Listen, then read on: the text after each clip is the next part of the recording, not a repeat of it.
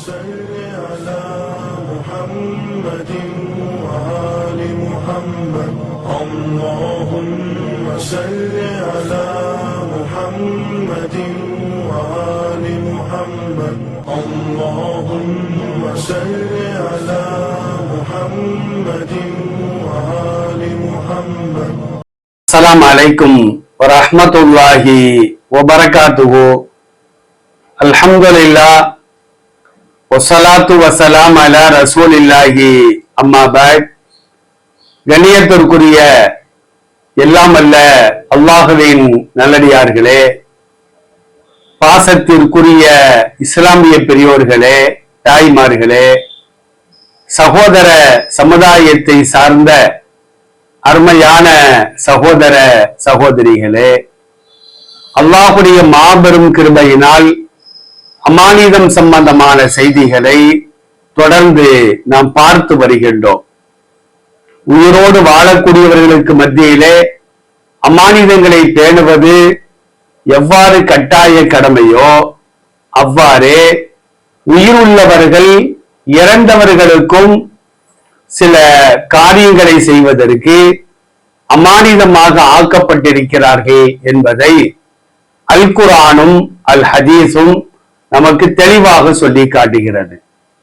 ஒருவர் இறந்து விட்டால், அவர் முஸ்லிமாக இருந்தால் அவரை நல்ல விதமாக குளிப்பாட்டிதான் அடக்கம் செய்ய வேண்டும் என்பதை ஹதீஸ்கள் நமக்கு தெளிவுபடுத்தி காட்டுகின்றது. ஆனாலும் இந்த சமுதாயத்தை பொறுத்த மட்டிலும் ஒரு சிலர் அவர்கள் இறந்து விடுவார்களே, ஆனால் அவர்களை குளிப்பாட்ட வேண்டிய அவசியம் இல்லை என்பதை அல் ஹதீஸின் வாயிலாக நம்மால் அறிந்து கொள்ள முடிகிறது. அந்த சிலர் யார் என்பதை ஹதீஸுகளை நாம் திறந்து பார்த்தால் நமக்கு தெளிவாக தெரிய வரும். அல்லாஹுடைய பாதையிலே அசத்தியத்தை எதிர்த்து சத்தியத்தை நிலைநாட்டுவதற்காக போரில் கலந்து கொண்டு எதிரிகளின் கையினால் எவர்கள் வெட்டப்பட்டு இரத்தம் சிந்தி உயிர் நீத்து விடுகிறார்களோ அவர்களை மார்க்கம் ஷஹீத் என்று சொல்லும். ஷஹீத் என்றால் வீர மரணம் அடைந்தவர். எதற்காக அவர் கொல்லப்பட வேண்டும்? லா இலாஹ இல்லல்லாஹ் என்ற ஏகத்துவ கலிமாவை நிலைநாட்டுவதற்காக அசத்தியத்தை எதிர்த்து எவர் போரிட்டு எதிரிகளின் கையினால் வெட்டப்பட்டு மரணத்தை தழுவுகின்றாரோ அவருக்குத்தான் ஷஹீத். அவருடைய பன்மை சுகதா என்று சொல்வார்கள். வீர மரணம் அடைந்தவர் என்று அவருக்கு சொல்லப்படும். இந்த வீர மரணம் அடைந்தவர்களை குறித்து அல்லாஹ் அல் குர்ஆனிலே பேசுகின்ற பொழுது, வலா தகூலு லிமை யுக்தலு ஃபீ சபீலில்லாஹி அம்வாத்தா, அல்லாஹ்வின் பாதையிலே எவர்கள் கொல்லப்பட்டார்களோ அவர்கள் இறந்து விட்டார்கள் என்று நீங்கள் கூறாதீர்கள். அல்லாஹ்விடத்திலே அவர்கள் உயிரோடு இருக்கிறார்கள் என்று அல்லாஹ் ரப்பல் ஆலமீன் ஒரு வசனத்திலே சொல்லி காட்டுகின்றார். அப்ப அல்லாஹ்வுடைய பாதையில போர் செய்து எவர்கள் கொல்லப்படுகிறார்களோ, ஷஹீதுகளாக ஆக்கப்படுகிறார்களோ அவர்களை குளிப்பாட்டுவது கூடாது. நபி ஸல்லல்லாஹு அலைஹி வஸல்லம் அவர்களின் ஹதீசுகளை நாம் திறந்து பார்க்கின்றோம். புகாரியிலே 1343, 1346, 1347 போன்ற ஹதீசுகளிலே தெளிவாக சொல்லப்படுகிறது. உஹது போரிலே கொல்லப்பட்ட ஷஹீதாக்கப்பட்ட அந்த சஹாபாக்களினுடைய அந்த உடல்கள் வரிசையாக அடுக்கி வைக்கப்படுகிறது. நபி ஸல்லல்லாஹு அலைஹி வஸல்லம் ஏவினார்கள், மற்ற நபித்தோழர்களுக்கு சொன்னார்கள், வ அமர பி தஃப்னிஹிம் ஃபீ திமாயிஹிம், எந்த ஆடை அணிந்த நிலையிலே அவர்கள் கொல்லப்பட்டார்களோ அவர்களுக்கு தனிப்பட்ட கஃன் ஆடை கிடையாது. எந்த ஆடை அணிந்த நிலையில் கொல்லப்பட்டார்களோ அதே ஆடையோடு இரத்தக்கரையோடுதான் அவர்களை அடக்கம் செய்யப்பட வேண்டும். அவர்கள் அணிந்திருக்கின்ற ஆடையை கழற்றி விட்டு வேறொரு ஆடையை அணிந்து அவர்கள் அடக்கம் செய்யப்படுவது கூடாது. இரத்த கரைகளோடுதான் அவர்கள் அடக்கம் செய்யப்பட வேண்டும். அதான் நபி ஸல்லல்லாஹு அலைஹி வஸல்லம் ஏவினார்கள், அமர பி தஃப்னிஹிம் அலா திமாயிஹிம் ஃபீ திமாயிஹிம். அவர்களின் இரத்த கரையிலேயே அவர்களை நீங்கள் அடக்கம் செய்யுங்கள். வலம் யுகஸ்ஸலு, அவர்கள் குளிப்பாட்டப்படவில்லை. எல்லாம் குளிப்பாட்டினா இரத்த கரையெல்லாம் போயும், ஆடையை மாற்ற வேண்டிய சூழல் ஏற்படும். எனவே அவர்கள் குளிப்பாட்டப்படவில்லை, புதிதான கஃன் ஆடை அணியப்படவும் இல்லை. வலம் யுஸல்லி அலைஹிம், அவர்களுக்கு ஜனாசா தொழுகை நடத்தப்படவில்லை. நபி ஸல்லல்லாஹு அலைஹி வஸல்லம் அவர்களின் இந்த செய்தி புகாரியிலே முஸ்லிம்ல சஹீஹான செய்தியாக பதிவு செய்யப்படுகிறது. அவர்களை குளிப்பாட்டுவதும் கூடாது. குளிப்பாட்டினால் இரத்த கரைகள்லாம் நீங்கிவிடும். அவர்கள் தொழுகை நடத்தப்படவும் கூடாது. அவர்களுக்கு ஜனாசா தொழுகை கிடையாது. அப்படியே அவர்களை அடக்கம் செய்ய வேண்டும்.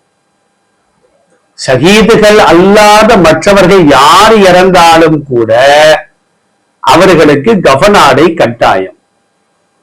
அவர்களுக்கு ஜனாசா தொழுகை நடத்த வேண்டும். அவர் முஸ்லீமாக இறந்திருந்தால் ஹதீஸ்களிலே தெளிவாகவே காணப்படுகிறது.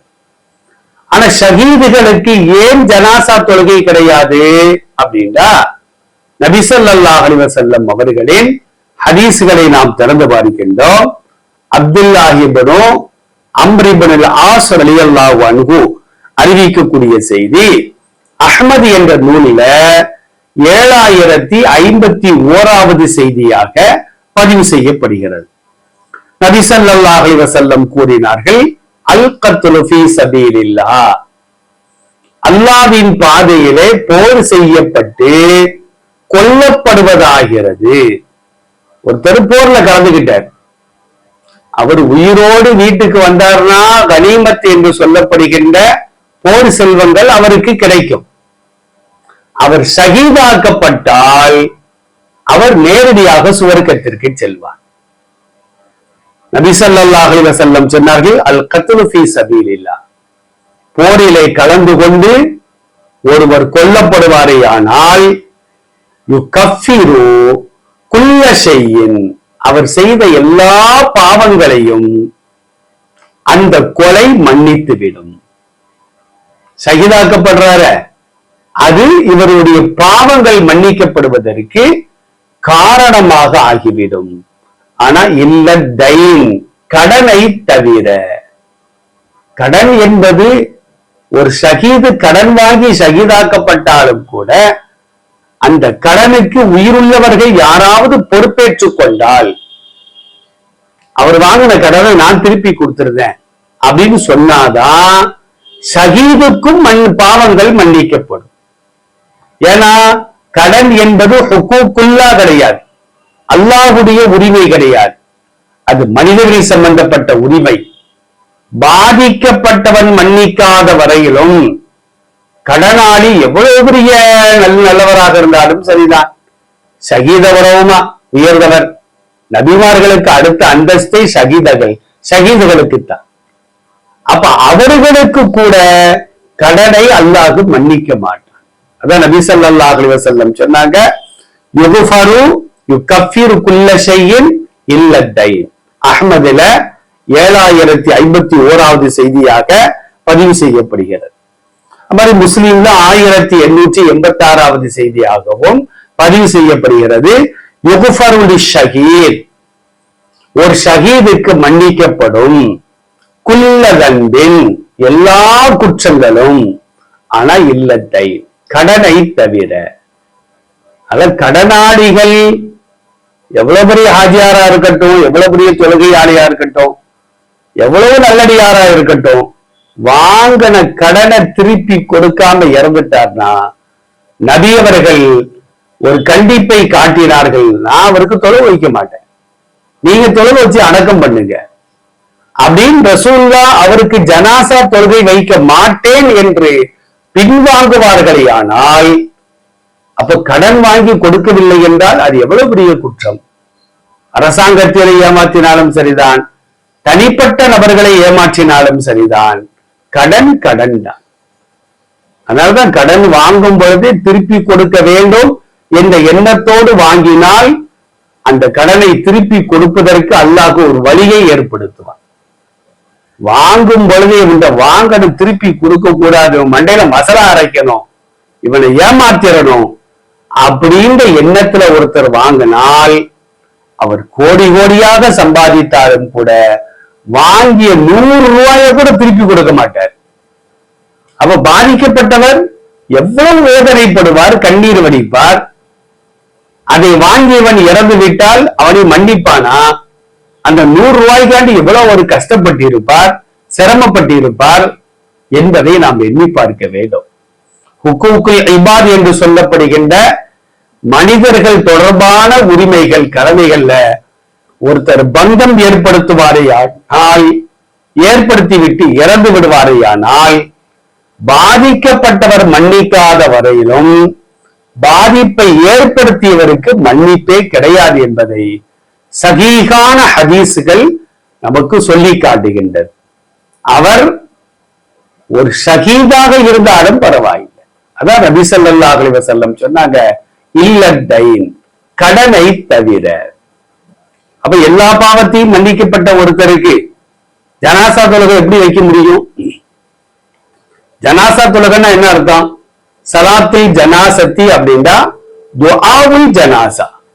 அந்த சலாத்துக்கு தொழுகைன்னு அர்த்தம் இல்லை. எந்த தொழுகையில ருக்கு சுஜூது இருக்கிறதோ அதுதான் உண்மையான தொழுகை. ஜனாசா தொழுகையில ருக்கு கிடையாது, சுஜூது கிடையாது. எனவே அந்த சலாத்திற்கு துஆ என்பதுதான் பொருள். ஜனாசா தொழுகையில நம்ம என்ன செய்யறோம்? அல்லாஹும் மக்ஃபிர் லஹு வர்ஹம்ஹு வஆஃபிஹி வஅஃபு அன்ஹு வஅக்ரிம் நுஸுலஹு வவஸ்ஸி மத்ஹலஹு வஅத்கில்ஹு தாரன் கைரம் மின் தாரிஹி. இப்படிதான் நம்ம துஆ செய்யறோம். யா அல்லாஹ் அவரை மன்னிச்சிரு, அவருடைய பிழைகளை பொறுத்துக்கள், அவரை சிறந்த வீட்டில் நுழைய செய், சிறந்த குடும்பத்தாரை அவருக்கு பகரமாக்கி கொடு. இப்படிதான துஆ செய்கிறோம். ஆனா ஷஹீதுகள் பாவங்கள் மன்னிக்கப்பட்டவர்கள், அவங்களுக்கு இந்த மாதிரி பாவத்தை மன்னிச்சிரு அப்படின்னு நாம துஆ செய்யணும். ரத்தம் பூமியில் விழுந்து விட்டால் அவருடைய எல்லா பாவங்களையும் அல்லாஹ் மன்னித்து விடுகின்றார், ஆனா கடனை தவிர என்று நபி ஸல்லல்லாஹு அலைஹி வஸல்லம் அவர்கள் அந்த ஹதீஸின் மூலமாக நமக்கு சொல்லி காட்டுகிறார். அப்ப ஷஹீதுகள் அல்லாத மற்றவர்கள் யாராக இருந்தாலும், அவர்கள் முஸ்லிம்களாக இருந்தால் ஜனாசா தொழுகை அவர்களுக்கு குளிப்பாட்ட வேண்டும், ஜனாசா தொழுகையும் நடத்தப்பட வேண்டும். சரி, ஒருத்தரை இறந்துட்டார், அவர் ஜனாசாவின் பக்கம் நெருங்கவே முடியல, குளிப்பாட்டவே முடியல.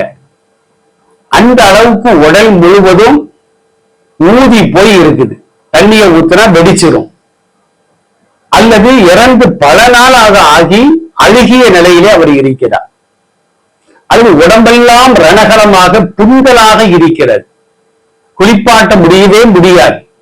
குளிப்பாட்டினால் உடம்புல இருந்து அந்த சதைகள் எல்லாம் கீழே விழுந்துவிடும், உறுப்புகள் தனித்தனியாக ஆகிவிடும் என்ற நிலையில் அவர் இருக்கிறார் என்று வைத்துக் கொள்வோம். இப்ப இந்த ஜனாசாவை குளிப்பாட்டலாமா அப்படின்னா, கண்ணியமான இமாம்கள் என்ன சொல்றாங்கன்னா, குளிப்பாட்ட வேண்டிய அவசியம் இல்லை, அப்படியே கஃனாடை பொதிந்து தொழுகை நடத்தி அவரை அடக்கம் செய்து விட வேண்டும். சரி, ஒருத்தரை கொலை செஞ்சிட்டாங்க, அவருடைய தலை மட்டும்தான் நமக்கு கிடைக்கும், அல்லது ஒரு கை மட்டும்தான் கிடைக்கும், கால் மட்டும்தான் கிடைக்குது, அது ஒரு முண்டம், தலை இல்லாத, கை இல்லாத, கால் இல்லாத வெறும் உடல் மட்டும்தான் கிடைத்தால், அது குளிப்பாட்டப்படுவதற்கு தகுதியான உறுப்புகளாக இருந்தால் அந்த உறுப்புகளை மட்டும் குளிப்பாட்டி அதற்கு கஃனாடை அணிந்து தொழுகை நடத்திதான் அடக்கம் செய்ய வேண்டும். சரி, ஒருத்தரை கொலை செய்யப்பட்டார், வெறும் எலும்பு தான் கிடைச்சிருக்கு. அவருடைய எலும்பு நம்மளுக்கு நல்லாவே தெரியுது. இப்ப அந்த எலும்புகளை கொண்டு வந்து அதை குளிப்பாட்டி அதற்கு கஃன் பொதிந்து அதற்கு தொழுகை நடத்தி நாம் அடக்கம் செய்ய வேண்டும் என்றும் கண்ணியமான இமாம்கள் நமக்கு தெளிவாக சொல்லி காட்டுவார்கள். ஒருத்தர் வாகன விபத்துல இறந்துட்டார், அல்லது அல்லாஹ் பாதுகாக்கணும், தூக்குல தொங்கிட்டார், தற்கொலை செய்து விட்டார். தற்கொலை செய்தவருக்கு மார்க்கத்துல ஜனாசா தொழுகை கிடையாது. நபி ஸல்லல்லாஹு அலைஹி வஸல்லம் தெளிவாகவே சொல்கிறார்கள். ஒருத்தர் விபத்துல இறந்துட்டார், இவரை என்ன செய்வாங்க, அரசாங்கம் என்ன செய்யும், அரசு மருத்துவமனைக்கு கொண்டு சென்று உடற்கூறு போஸ்ட்மார்டம் செய்வார்கள். போஸ்ட்மார்டம்னா என்ன, தலை ஓட்ட தனியா கழட்டிடுவாங்க, மூளையை எடுத்துருவாங்க, அப்புறமா தலையில தையல் போட்டுருவாங்க, அப்புறமா கழுத்துல இருந்து தொப்புள் வரையிலும் என்ன செய்வாங்கன்னா நேரா கிழித்து சில உறுப்புகளை ஆய்வு செய்வதற்காக எடுத்து 7ஆவது நாள் தச்சு தந்துடுவாங்க. அவங்களே தண்ணியை ஊற்றி லேசா அந்த ரத்தத்தை எல்லாம் நீக்கிட்டு ஒரு கஃன் ஆடை பொதிந்து, முஸ்லிம்களாக இருந்தால் அதற்கென்று சில முஸ்லிம்கள் அங்கே இருப்பார்கள், அவங்க லேசா தண்ணியை தெளிச்சு என்ன செய்வாங்கன்னா குளிப்பாட்டி கஃன் ஆடை பொதிந்து ஜனாசாவை தந்து விடுவார்கள். இந்த ஜனாசா வீட்டுக்கு வந்தால் திரும்பவும் குளிப்பாட்ட வேண்டுமா அப்படின்னா தேவையில்லை. ஏன்னா ரணகலமா இருக்கும், தையல் போட்டிருப்பாங்க, பயங்கரமாக இருக்கும். அதை 2வது நம்ம அதை பிரித்து குளிப்பாட்டினால் ஏதாவது சேதங்கள் ஏற்பட்டுவிடும். அதனால தேவையில்லை. அதையும் பேசாம கொண்டு போய் ஜனாசா தொழுகை நடத்தி அடக்கம் செய்து விட வேண்டும் என்பதையும் இமாம்கள் மூலமாக நாம் எல்லாம் கேள்விப்படுகின்றோம். அவர்களும் ஹதீஸின் அடிப்படையில் தான் இந்த சட்டங்களை நமக்கு தெளிவாக சொல்லி காட்டுவார்கள். அல்லாஹ் அல் குர்ஆன்ல சொல்றான்ல, லா யுகல்லிஃபுல்லாஹு நஃப்ஸன் இல்லா உஸ்அஹா, சக்திக்கு மீறி எந்த ஒரு ஆன்மாவையும் அல்லாஹ் கஷ்டப்படுத்த மாட்டான். அது குளிப்பாட்ட முடியாம இருந்தாலும் நீ குளிப்பாட்டி தான் அடக்கம் செய்யணும் அப்படின்னு அல்லாஹ் சொல்ல மாட்டான், ரசூலுல்லாஹ் சொல்ல மாட்டாங்க. குளிப்பாட்டுவதற்கு தகுதி இல்லாத ஒருத்தர் தண்ணீரை விழுந்து இறந்துட்டார், 4 நாள் கழிச்சுதான் அவருடைய ஜனாசா கிடைக்குது. எப்படி இருக்கும், ஊதி போய் இருக்கும். அவர் ஏற்கனவே 4 நாள் தண்ணியில தான் கிடந்திருக்கிறார். இப்ப வீட்டுக்கு கொண்டு வந்து நம்ம தண்ணியை ஊத்தி கையை வச்சு தேய்ச்சி சோப்பு போட்டு குளிப்பாட்டினா அப்படின்னா அவர் உடல் வெடித்து விடும். வெடித்து விட்டால் கன்றாவிய ஆயிரும். அதனால அந்த மாதிரி ஜனாசாக்களை குளிப்பாட்ட வேண்டிய அவசியம் கிடையாது. நிர்பந்தமான நேரங்களில் குளிப்பாட்டாமலேயே அந்த ஜனாசாவை தொழுகை நடத்தி அடக்கம் செய்யலாம் என்பதை மார்க்கம் நமக்கு தெளிவுபடுத்தி காட்டுகின்றது. அருமையானவர்களே, குளிப்பாட்டுகின்ற பொழுது, ஜனாசாவை குளிப்பாட்டுகின்ற பொழுது ஊரே சேர்ந்து குளிப்பாட்டுவது கூடாது. ஜனாசாவுடைய உறவுகள், ஒரு சில உறவுகள் நின்று அந்த ஜனாசாவை குளிப்பாட்ட வேண்டும். ஜனாசாவுடைய மறைவிடங்களை பார்ப்பது கூடாது. ஜனாசாவை குளிப்பாட்டும் போது வெள்ளாடை அணிந்து குளிப்பாட்டுவது கூடாது. ஜனாசா மேல வெள்ளை ஆடைகளை சில பேர் போட்டு குளிப்பாட்டுறாங்க. தண்ணியை ஊத்துனவுன்னு அவுரத்துகள்லாம் தெளிவாக தெரிய ஆரம்பித்து விடும். எனவே கலர் ஆடைகளை போட்டு குளிப்பாட்ட வேண்டும். 2வது, ஜனாசாவுடைய அவுரத்துகளை பார்ப்பது கூடாது, வெறுங்கையால் தொடுவது கூடாது. ஜனாசாவை குளிப்பாட்டும் போது குறிப்பிட்ட சில திக்ருகள்லாம் சில பேர் ஓதுறாங்க, சில துவாக்களை எல்லாம் ஓதுறாங்க. தலையில தண்ணி ஊத்தும் போது ஒரு துவா, கைக்கு ஊத்தும் போது ஒரு துவா, மாதிரி வயிற்றுல ஊத்தும் போது ஒரு துவா, ரசூலுல்லாஹ் கற்றுத்தராத துவாக்கள். ஜனாசாவை சீக்கிரமாக நாம் குளிப்பாட்ட வேண்டும். ஜனாசாவை பற்றி நல்ல வார்த்தைகளை நாம் பேச வேண்டும். 5 நேரம் தொழுதாரு, ஏழைகளுக்கு உணவு கொடுத்தாரு, தான தர்மங்கள் செஞ்சாரு, ஹஜ்ஜிக்கு மேல ஹஜ்ஜி செஞ்சாரு, அத்தா அம்மாவை நல்லா கவனிச்சுக்கிட்டாரு, பள்ளிவாசலுக்கு நல்லா உதவி செஞ்சாரு, மதரசாக்களுக்கு கொடுத்தாரு, ஏழைகளுக்கு வாரி வாரி வழங்கினாரு. இந்த மாதிரி ஜனாசா செய்த நல்லறங்களை மட்டும் பேசலாம். குளிப்பாட்டும் பொழுதும் ஜனாசாவை சுமந்து செல்லும் பொழுதும் இதெல்லாம் அமானிதங்கள். 1000 நன்மைகளை செய்திருப்பார், ஒரே ஒரு பாவம் செஞ்சிருப்பாரு.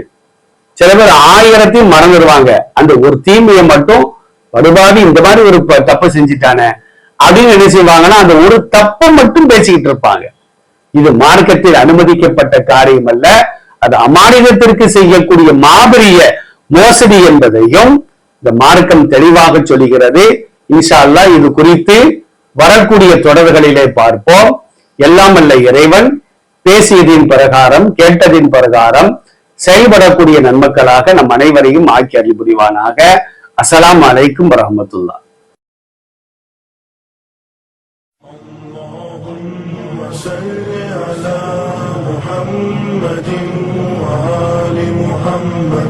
اللهم صل على محمد وآل محمد. اللهم صل على محمد